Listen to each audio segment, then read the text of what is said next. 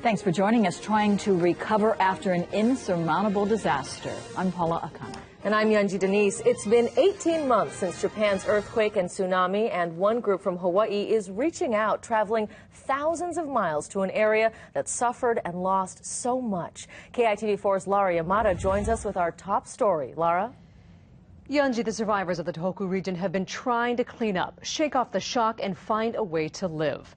A group from Hawaii just returned from a tour of the devastated area. They themselves now in shock and awe of what needs to be done. I remember seeing a huge wave going through this valley, just completely submersing the city in water. Millions of views, and more than a year later, the video of the massive wave washing over Minami Sanriku is still stunning. You can see that there was a town there, but it's not there anymore. Christine Hitt was one of a dozen from Hawaii that went to see what's changed and what's happened to the people left behind. For me, it was about listening and now sharing. Was 17,700, yeah. KITV visited the same town a month after the disaster, and it was devastation, debris for as far as the eyes could see. But now the earth scraped clean, but for a building or two. I saw how bad it was.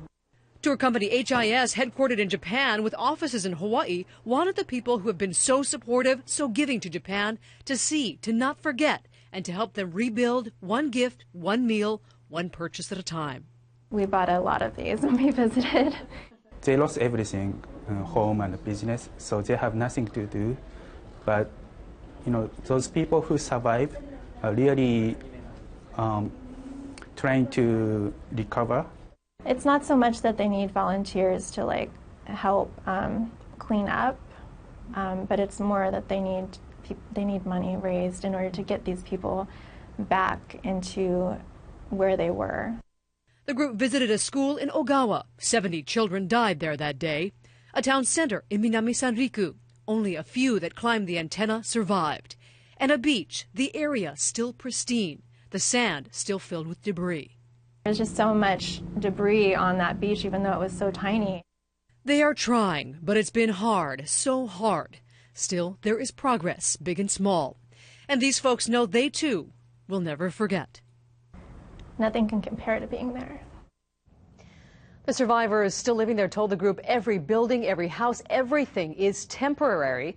The ground dropped about 6 meters, about 19 feet in towns such as Minami Sanriku. And at some point, the government is planning to come in, fill the entire valley to raise it back up to where it was. Next comes a new wall. Only then can they start in earnest to rebuild the town again.